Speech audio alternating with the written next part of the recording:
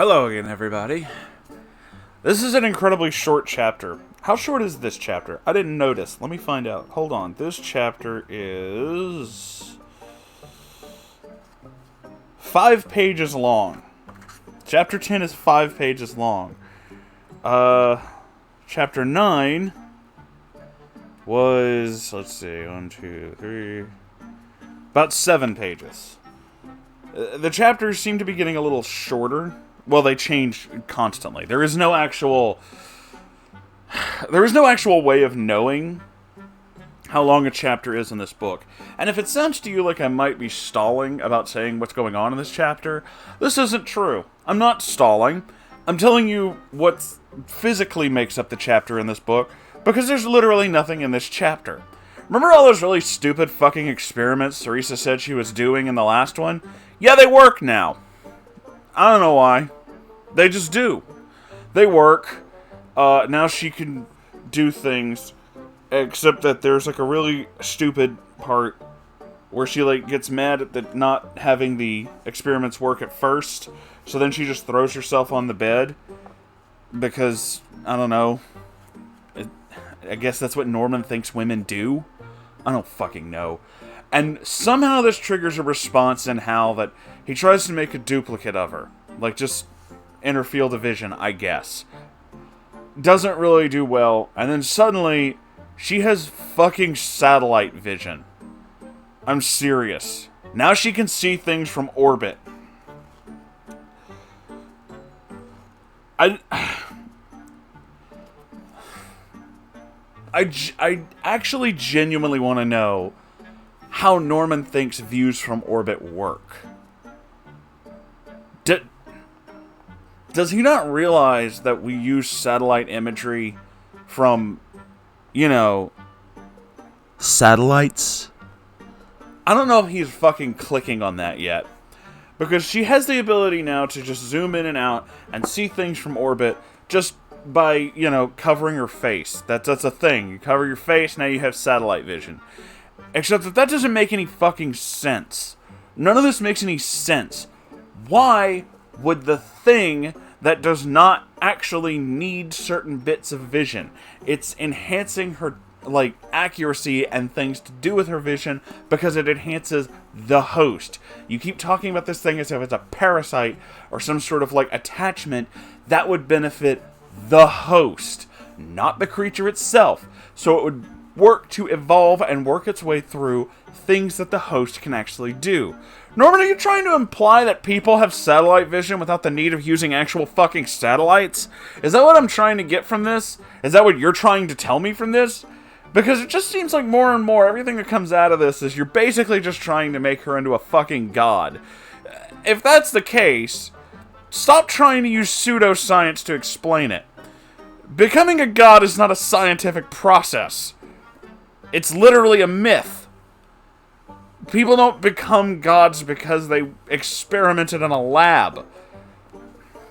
They don't ascend to the heavens because they spent a lot of time, studying how coins go between glasses, which is apparently a thing that she does in this book. That's not really actually a thing that you do to attain godhood. That's a thing that you do to pad out your fucking mediocre writing. Oh, God, this book is making me more and more insane. So yeah, now she has satellite vision, and then starts trying to do the coin thing again, and that works. And then there's a whole section about how she does stuff with the chipmunks. There's just a whole section where she hangs out with the fucking chipmunks. I don't know why. I don't know what purpose that serves. It's just there. She talks about how now they're friendly enough to her that she can feed them, and apparently makes videos of them, and the kids online totally love it. Let me read to you another one of my favorite parts from this right here. Keep in mind this book is published in 2006. Don't forget that. This is, modern technology is a thing. I want you to remember that. And it's very important. So her little experiment works, and she decides to tell Steve about this, and Steve, quote, could not have been prouder if I'd won the Miss Universe contest. Why does it always come back to her looks? Whatever. Steve says, I'm writing a letter to Blair. A letter. You're in London where he is. You're in fucking England. You're actually within a close enough location that you don't even have to worry about long distance charges or some shit if you... Long distance charges aren't even a thing anymore. They're like international charges. But you're not international. You're in the same fucking country. You're like several miles from his house. Call him, text him, fucking tell somebody. What is the point of the letter? Well, I'm glad you asked, because I'll tell you the point of the letter. The point of the letter that Steve writes is so that immediately after saying he's writing a letter, we can go to Peter Blair. It's not Tony Blair, it's Peter. Being called in a whole assembly of the House of Commons so he can read the letter, recapping all the things that just happened. Remember when I said the recaps would come back? Yeah, they're back. Big fucking shock there, right? Of course they're back. So yeah, we have this whole thing about the recapping again. And then we talk about the fucking chipmunks. And then there's something about trying to figure out if this thing can tag an item, and then someone can move it, and it'll just track it, and teaching it the concept of time. Hal doesn't have a concept of time. Bullshit, Hal doesn't have a concept of time. There's no possible way this thing that could have survived for millions of years, studying living things, doesn't realize how long it's been a part of those living things. Something this fucking sophisticated that literally learns to the point that it can alter a physical being's structure to be better in a whole bunch of ways, absolutely knows what this means. This is more pointless experimentation to plot out your fucking boring-ass book. And the reason I say that this is that boring is because there is literally a part in this chapter describing the things that Steve and Arthur buy from the hardware store. You know, if I mention to you guys, if I say in one of these videos, hey, I'm going to do some work on my truck, you know, I need to get an oil change. I don't need to explain to you what's involved in an oil change. You know. It's not that interesting of a story, and unless you're really interested in learning about it, there's no point in me telling you. There's no point in me going through all these fucking details about what I had to do, unless it's literally a thing you want to know how to do, or you're just really interested in that specific thing. I'm not fucking interested in what they bought from the hardware store. That has nothing to do with the story about how the fucking world might be coming to an end. This is more of Norman's patented pointless padding. That's all this is. That's all this fucking is. This book is filled with so many useless paragraphs that you could cut out and you wouldn't even fucking notice they're gone. I am serious. I am fucking serious. You could remove whole sections of this book and it would, you know, it would shorten it. That's it. But the story would still fucking be there. You could still figure out what's going on. If you've been listening to these, either when they come out or in some kind of playlist later, I don't know, or just back to back or whatever, you already know that in the earlier chapters that's a thing he does. That he just recaps. There's no point in fucking recapping like that. There's none.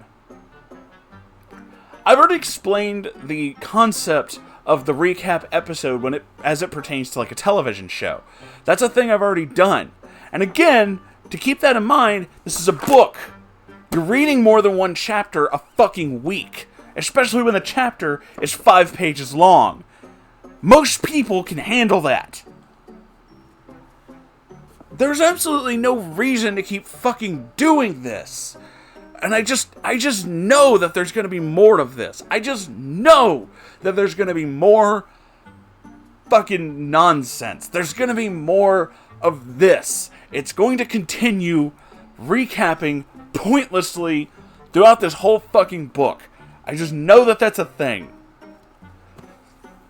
I also want to point out, since, I don't know, I feel like I should say this. I know that there's a certain spoiler. I don't know exactly everything about it, but I know that there's a certain spoiler, and now I'm fucking watching for it. Because I watched someone else, I think it was Crimson Rogue, do this, and I already acknowledged that, yes, I know that that was a thing, but you guys probably won't hear this until much later, because these videos don't come out constantly. They just come out from time to time. I already know that that's a thing, and I'm aware of the fact that other people have read this. But because I watched that video, I realized, or rather I heard, that there's something called a mud bridge. I don't know that I want to know what that is. But I know that I'm going to find out. Oh, God, I'm going to find out.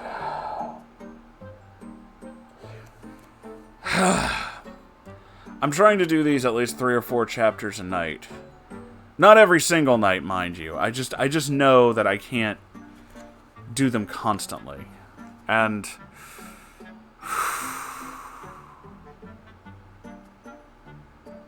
this is hard. This is really hard. Because it's not entertainingly stupid like 50 Shades was. This isn't something that makes me angry and makes me laugh at how fucking ridiculous and dumb and over the top it is. This is fucking tedium. This is boredom in book form. This is... How can I even fucking describe this? This is literally waiting for, like, you bought a new game and it has to install and it's big, so it's going to take time. This is that, the book. This is just that. This is, you can't install it in the background.